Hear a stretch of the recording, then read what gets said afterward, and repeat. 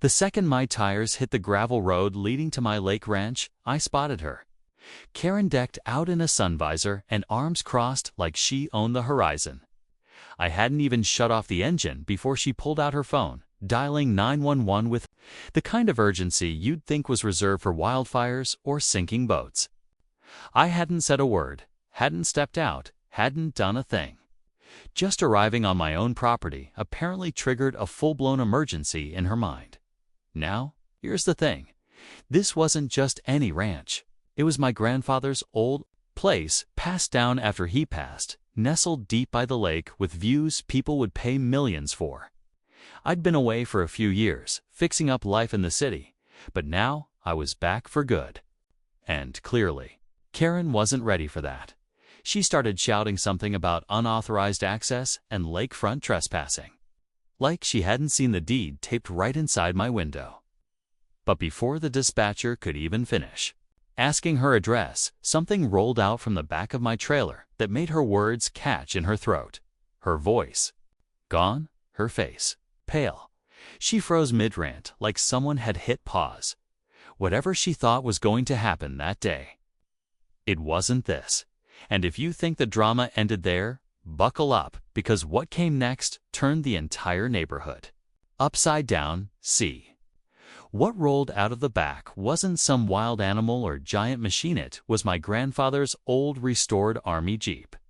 Matte green, spotless, and shining like it just drove out of a history book. It had the family ranch logo freshly painted on the side. The same one that's been in our family since the 1950s. Karen stared at it like it was radioactive. Maybe she thought I was starting a militia or building some kind of off-grid survivalist camp. Truth is, that Jeep was my way of honoring my grandfather who, by the way, was the man who first built half the cabins around this lake long before the HOA ever existed. But Karen didn't care about history or heritage. She was newish moved. In about 3 years ago with her husband, who's never seen without his golf hat and Bluetooth headset. Ever since, she'd treated the whole lake like her private resort. The second the HOA board got a little taste of power, she grabbed the biggest slice. Rules, meetings, citations for unsightly docks, and unapproved garden gnomes. You name it. My ranch had been empty for a while, so she thought she could claim the space. Maybe even block access to the trail that cuts through my land down to the water. That's why the sight of me rolling in unannounced shook her. She didn't expect the rightful owner to ever come back, let alone pull up like this. But what she really didn't expect was what I had planned next. As Karen stood there frozen, the sheriff's cruiser rolled up the hill. Yep, she really did follow through with that 911 call, and fast, too. I gave the deputy a respectful nod. Turns out, he remembered my grandfather and even helped him pull a cow out of the lake one summer when he was just starting on the force. But Karen didn't know that. She marched up, waving her arms, rattling off about unauthorized vehicles, loud trailers, and some nonsense about military equipment intimidating neighbors. I kept quiet, letting her dig her own hole. What she didn't know yet was that the ranch wasn't just mine legally, was registered as a private historic property under county protection. That Jeep, part of a preservation grant. The barn she once called an eyesore. It had just been approved for restoration by the local heritage board, and the trail she was trying to gate off. Still public access, something she overlooked. When her HOA friends tried rewriting boundary lines last spring, meanwhile, one of her neighbors, Dave, peeked out from behind his hedge, trying not to be seen. He'd always been friendly with my family, but got quiet once Karen took over the HOA. I saw his eyes shift from Karen to the deputy, then back to me, like he knew something was about to blow wide open. I hadn't even unpacked yet, but the real battle had already begun. And the thing Karen feared most hadn't even been revealed. Not yet. The deputy turned toward me, calm but curious. "Mind stepping over here, sir?" he asked, giving Karen just enough space to keep flapping her arms without hitting someone. I walked toward him, handed over my license and the deed paperwork, everything neat, stamped, and current. He glanced through it, nodded slowly, and let out a low whistle.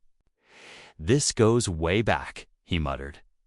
Running a finger across the ranch seal, embossed at the bottom. Karen was still talking, now accusing me of disturbing the peace, possible zoning violations, even saying the Jeep could be used for intimidation purposes. I bit my tongue. She didn't know half of what was coming.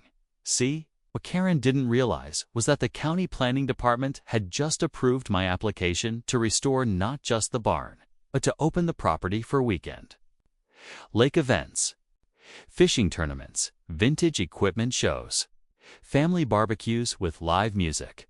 All legit, all within zoning. And none of it had passed through her little HOA board for approval because they had no say over private land outside the association's boundaries. But she tried to push a vote anyway, months ago, quietly. That's when I caught wind of it and got to work behind the scenes. Now, with permits signed and neighbors like Dave quietly cheering from the sidelines, all the pieces were in place. But I hadn't told anyone the biggest part yet, the surprise. That would change everything about who really controlled access to the lake, and why Karen had every reason to be afraid. Just as Karen started pacing, probably planning her next HOA email blast, a white SUV rolled up behind the deputy's cruiser. It had government plates. Karen's smug look flickered. Two men in button-down shirts stepped out, clipboards in hand, walking with that official kind of pace that makes people straighten their backs. One of them gave me a nod. "Mr. Harris?" he asked. "We're with the State Water Access Commission." Karen's face went sheet white. I nodded slowly. "Right on time. See? Months before I moved back, I filed a request to reinstate an old boat launch site that was closed decades ago when my grandfather sold part of the land, under the condition that public access would remain. That clause had been buried and ignored until now. And these state reps, they were here to finalize the site survey. If it cleared, that launch ramp would officially reopen, not just for me, but for the whole county. Fishermen, kayakers, tourists. Which meant HOA Karen couldn't gate off her lakefront view anymore, or block weekend visitors like she'd been doing. She turned to the deputy, voice cracking. "This can't be happening. That land belongs to the HOA. We maintain a task." Anyone. But the deputy calmly pointed to the documents in the inspector's hand. "Ma'am, it says right here the boundary ends before the shoreline." That was the twist. Karen wasn't just dealing with me anymore. She was now up against the state hand, the very history she tried to erase. And she still had no idea what was coming next. Karen stood there, trembling, still trying to argue with the state officials as they walked the property line with measuring tools and old survey maps. The deputy gave me a quiet nod. He knew it was over. But just when I thought it couldn't get any more satisfying, one of the inspectors called out, "Found it." Iron stake marker, right where the original public access clause indicated. He waved for the others to come over. That little stake, half buried near the shoreline, was the final nail in Karen's HOA fantasy. She went silent. Turns out, not only had she tried to block access illegally, but she'd also ordered HOA funds to be used to build a private garden fence on land that didn't even belong to them. And the kicker: the ranch didn't just border the lake. A narrow strip of my land wrapped around behind several of the lakefront homes, including Karen's, that path she thought she repurposed for a yoga trail. That was on my deed, too. I looked at the deputy. "So technically, she's been trespassing." He smirked. "Looks that way." Karen's mouth opened, but no sound came out. I started walking back to my Jeep when Dave finally stepped out from behind the hedge. "You gonna tell her the last part?" he asked. I turned back and smiled. "Nah, let her find out tomorrow when the county installs the public dock." right behind her backyard. Karen thought she ran the lake. Turns out, she just rented the view by the next morning. County workers had already started marking the dock placement with bright orange flags. A couple of local fishermen showed up early, smiling wide, grateful to finally get their access back. Kids rode their bikes down the old gravel path, and neighbors I hadn't seen in years came by to shake my hand and say, "Welcome home." Even Dave brought over a cooler of sodas and said he hadn't seen this much life around the lake in a long time. Karen stayed inside. Her blinds were drawn tight. HOA flyers still taped to the mailbox like she was hoping this was all some bad dream.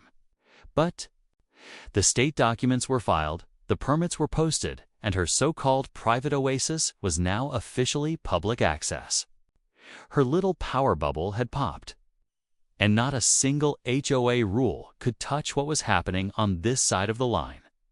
As for me, I spent the rest of that weekend in the barn, hanging up my grandfather's old fishing gear and setting up for the first community barbecue I'd host in years. The Jeep sat out front, shining like a badge of honor, reminding everyone who really built this land and why it mattered. The funny thing, I didn't come back looking for a fight. I came back to rebuild, to honor family, to breathe in peace by the water. But if that peace comes with a few fireworks along the way, well, that's just lake life at its finest.